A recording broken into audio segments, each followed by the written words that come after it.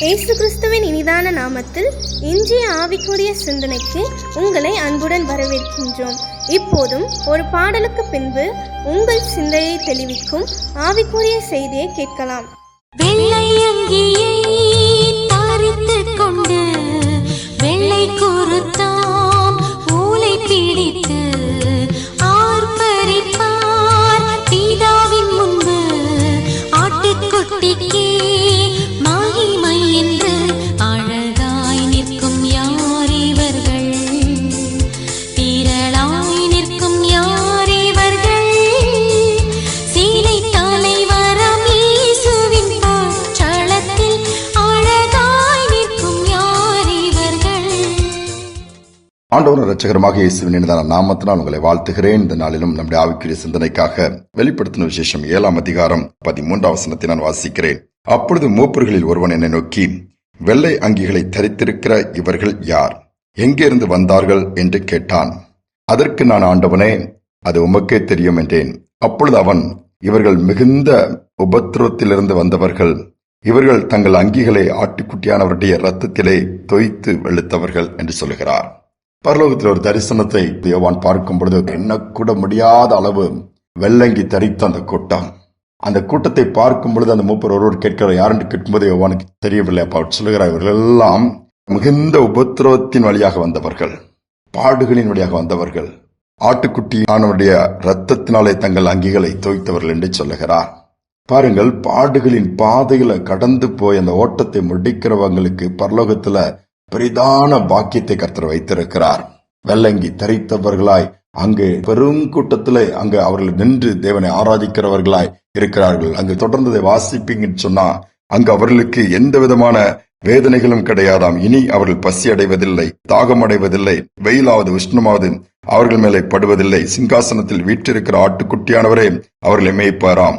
அவர்களை ஜீவ தண்ணீர் என்ற ஊற்றண்டை கொண்டு போவாராம். தேவன் அவருடைய கண்ணீரும் துடைப்பாராம். பாருங்கள், பூமியில பாடுகள் தான், வேதனைகள் தான். சோர்ந்து போய் விடுகிறோம், தொய்ந்து போய் விடுகிறோம், பின்வாங்குகிறோம், அநேக நேரம் முறுமுறுக்கிறோம். எத்தனை நாள், என்னைக்கு முடிவு வரும்? நிறைய கேள்வி.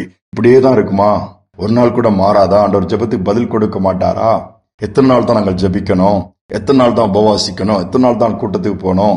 எத்தனை நாள் தான் ஆண்டவரை தேடணும், விசுவாசிக்கணும்? பல கேள்விகள் பல விதத்தில் எல்லாருக்குமே இன்னைக்கு இருக்கத்தான் செய்கிறது.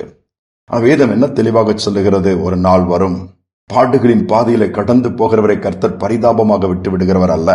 பொன்னானது புடமிடப்பட்டு வெளியே வருகிறதுக்கும் புடமிடப்படாத பொன்னையும் எடுத்து வைத்தால் வித்தியாசம் மிக அதிகமாக இருக்கும்.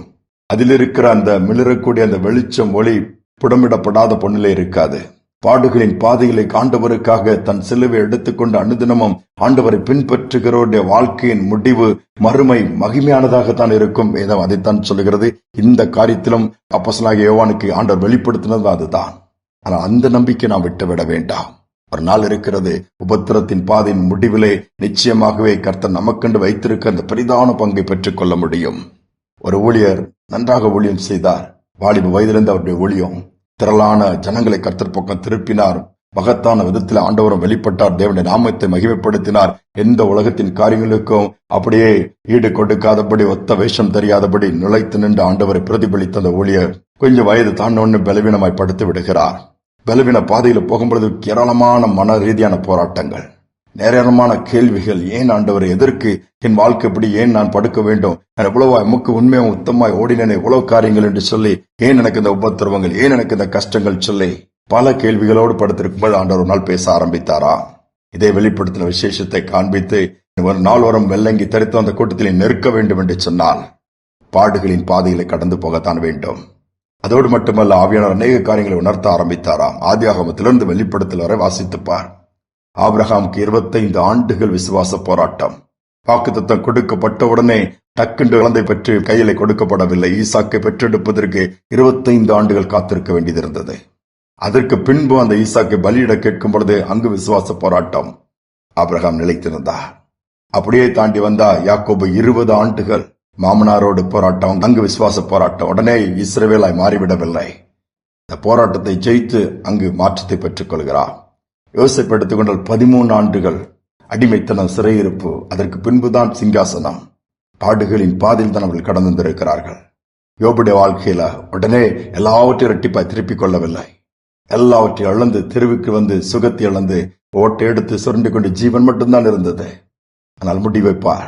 என் அதை சொல்லி தானியேல் சிங்கக்கவியின் வழியாக கடந்து வர வேண்டியது. இந்த சாத்ராக் மேஷாக் ஆபேத்நேகோ அக்கினியின் ஊடாய் எல்லாருக்குமே சோதனைகள் இருந்தது, பாடுகள் இருந்தது. எல்லாரும் தாண்டி தான் வந்திருக்கிறார். மோசே 40 ஆண்டுகள் வண்ணாந்தரம். அதெல்லாம் சொல்லிட்டு ஆண்டவர் சொன்னாராம். அதோடு மட்டுமல்ல, கிறிஸ்துவை பின்பற்றின சிஷ்யர்களோ வாழ்நாள் எல்லாம் பாடுகளையும் வேதனைகளையும் நிந்தைகளையும் அவமானங்களையும் கஷ்டத்தினா சகிச்சு ஓட்டத்தை முடிச்சாங்க. சிறையிருப்பு, சிறை சேதம் சொல்லிட்டே போலாம். ஆனால் பாடுகளுக்கு பின்பு பரம சந்தோஷம், ஒரு பரலோக வாழ்வு, பரமனின் சந்தோஷம் நமக்கு உண்டு. ஆனால் சோர்ந்து போக வேண்டாம் என்று சொல்லி ஆண்டவர் தைரியப்படுத்தினாராம். அதிலிருந்து அவருடைய பலவீனங்கள் எல்லாம் மறைய ஆரம்பிச்சிச்சு, அவருடைய சோர்வுகள் மறைய ஆரம்பிச்சிருச்சு. பலவீனத்தின் பாதையை குறித்து அவர் கவலைப்படவே இல்லை. இது போதும் ஆண்டவரே, உமக்காக நான் யாவும் சகிப்பேன், உமது பலன் தந்துடுமேன்னு சொல்லி அப்படியே அர்ப்பணித்து ஓட்டத்தை நிறைவு செஞ்சாராம். யோசித்து பாருங்க. அநேக நேரம் கேள்விகள் தானே கேட்டு உட்கார்ந்து கொண்டிருக்கிறோம். பாடுகளை பார்த்து பயந்து விடாதீர்கள், பின்வாங்கி விடாதீர்கள், மறுதளித்து விடாதீர்கள். கடைசி வரை ஆண்டவருக்கு நில்லுங்கள். நிற்கும் பொழுது ஒரு நாள் அவருடைய சமூகத்துல வெள்ளங்கி தரித்தவர்களாய் நாம நிற்க முடியும். ஜெபிப்போம். அன்பின் தகப்பனே, பாடுகளின் பாதையில கடந்து போகிற பிள்ளைகளை நீர் ஒருபோதும் கைவிடுகிறதல்ல.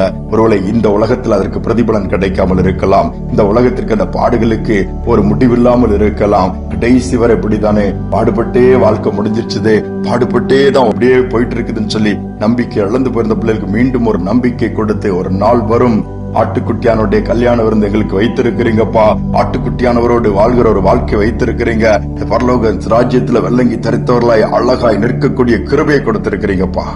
அதை இழந்து விடாதபடி பாடுகள் மத்தியிலும் உம்மை சார்ந்து கொண்டு உம்மையை பின்பற்றத்தக்கதாய் நீர் சொன்னீர், ஒருவனை பின்பற்ற விரும்பினால் தன்னைத்தான் வெறுத்து தன் சிலுவை எடுத்துக் கொண்டு அன்னுதினமும் பின்பற்ற கடவன் சொன்னது போல உம்மை பின்பற்ற, உம்முடைய அடிச்சுவடுகள் பின்பற்ற, உம்மையை நோக்கி பார்க்க அனுக்கிரகம் பண்ணும். சோர்ந்து போன பிள்ளைகளுக்கு தைரியம் கொடுங்கப்பா, பலனை கொடுங்க.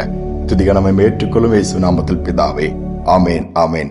ஆண்டவர் நமக்கு முன்பாக சிலுவை சுமந்து கொண்ட பாதையை வைத்திருக்கிறார். அதே பாதை தான் நமக்கும். நம்முடைய சிலுவை எடுத்துக்கொண்டு அனுதினமும் இயேசுவை பின்பற்றுவோம். பாடுகளை பார்த்து பயந்து விட வேண்டாம். அந்த பாடுகளுக்கு தக்க பிரதிபலனை கர்த்தர் வைத்திருக்கிறார். ஒரு நாள் வெள்ளங்கி தரித்தவர்களாய் ஆண்டவர் சமூகத்துல போய் நிற்போம். அங்கு பாடுகள் என்பதே கிடையாது. பாடி ஆராதிக்கக்கூடிய பாக்கியம் தான் உண்டு. இந்த சிந்தனையோடு இந்த நாளை தொடருவோம். மீண்டுமாய் நாளை தினம் சந்திப்போம். இயேசுவை பற்றி கொண்டோர் அந்நாளில் பலனை காண்பார். இயேசுவை பற்றி கொண்டோர் அந்நாளில் பலனை காண்பார். உலகத்திலே துயரப்பட்டோர் உன்னதத்தில் அன்று கனம் பெறுவார். உலகத்திலே துயரப்பட்டோர் உன்னதத்தில் அன்று கனம் பெறுவார். மறுக்கரையில் மன்னன் மாளிகையில் மகிழ்வுடனே நாம் சேர்ந்திடுவோம். மறுக்கரையில் மன்னன் மாளிகையில் மகிழ்வுடனே நாம் சேர்ந்திடுவோம். அழகாய் திரள் திரளாய் வெண்ணாடை அணிந்தோர் கூட்டத்துடன் அன்பர் இயேசுவின் முகம் கண்டு ஆனந்திப்போம் அந்நாளினில்.